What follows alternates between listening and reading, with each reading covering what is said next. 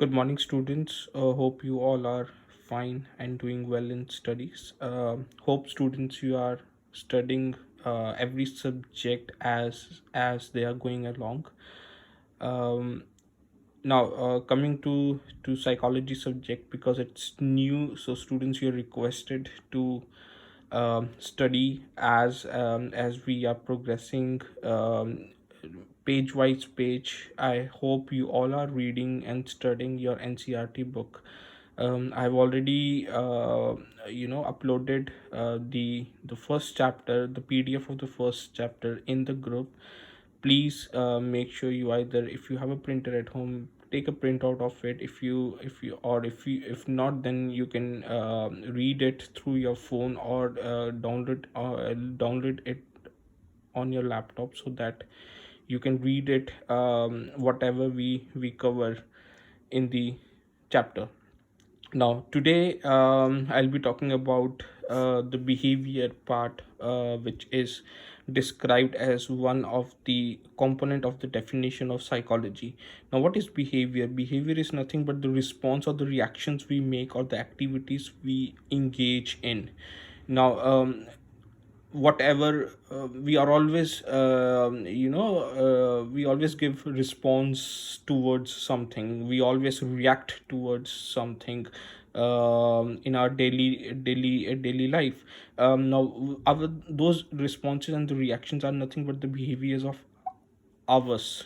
On those basis, the others, they try to predict or they try to come out with the with particular thing that his behavior is this, his behavior is this. For example, if you meet someone for the first time, and you say something to the person, and a person's reaction or his or her response towards what you say to him becomes very awkward. For example, so you would come to a conclusion that his reaction was very stubborn, his reaction was very aggressive, he didn't liked what I said. So those are our interpretation towards someone's reaction. So behavior is nothing but the response or the reaction that we make or the activities we engage in. We do engage in so many things. For example, nowadays we are at home, we doing our academic stuff, we are studying, but also on the other hand we are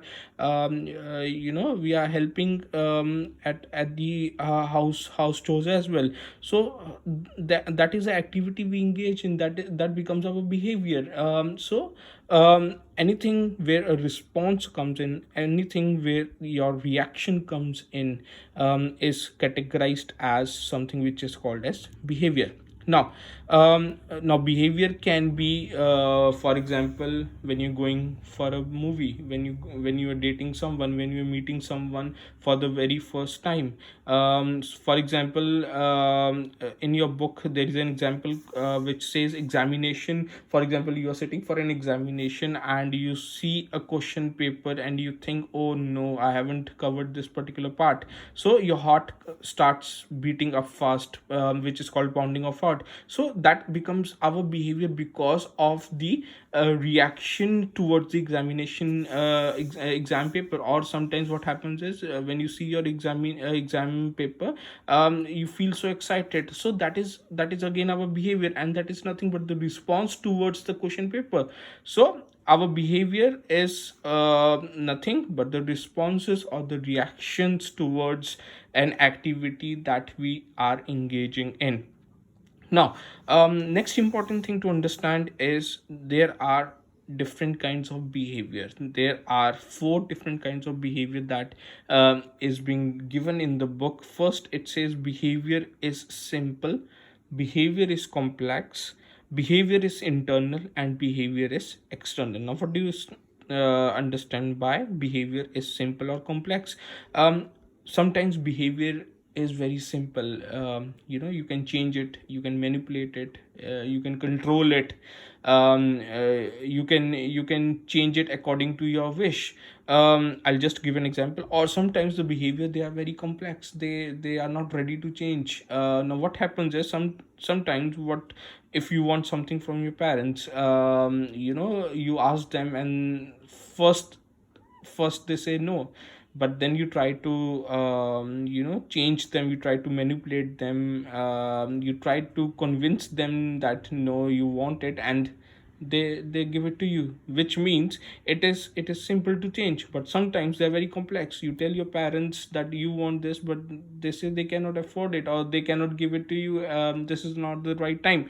But you try to convince them, you try to manipulate them, you try to change them, but at the end you cannot. So sometimes the behavior, they are very simple to change, they can be changed very easily, but sometimes they are very complex, which means they cannot be changed very easily, they cannot be manipulated easily, they cannot be altered easily. So behavior which can be altered, which can be changed, which can be manipulated easily, are the behaviors which are simple. Therefore the behaviors which cannot be changed, which cannot be manipulated, which cannot be altered easily, are the behaviors which are complex in nature.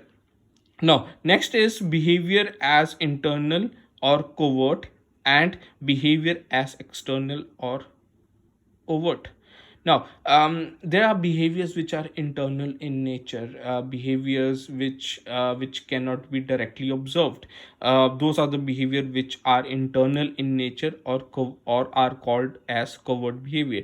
Now, there are behavior which are external in nature, and they are overt behavior.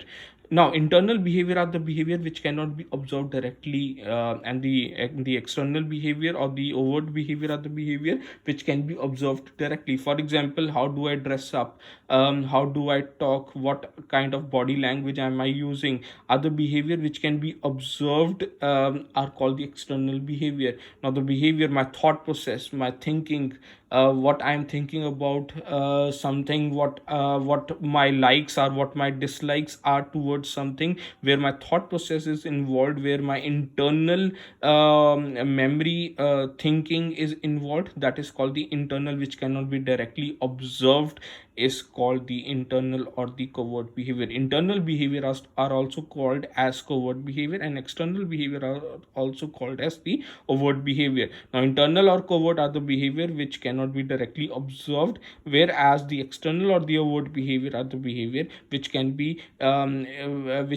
directly observed through the eyes. Now both the behavior and the stimulus. Now there are two important things. We covered the behavior part. Now what is stimulus? Stimulus is something that creates a response.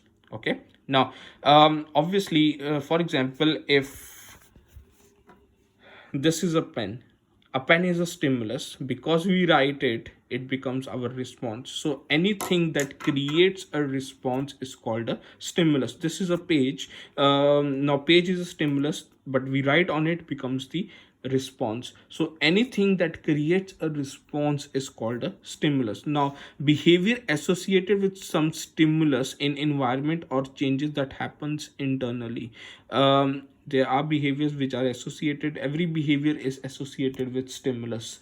Obviously, if I have to give a response to something, there has to be a there has to be a stimulus that is being created. So until and unless there is no stimulus, a behavior cannot be shown. So to respond to a behavior, to react to a behavior, there has to be a stimulus which is associated with one or the other stimulus.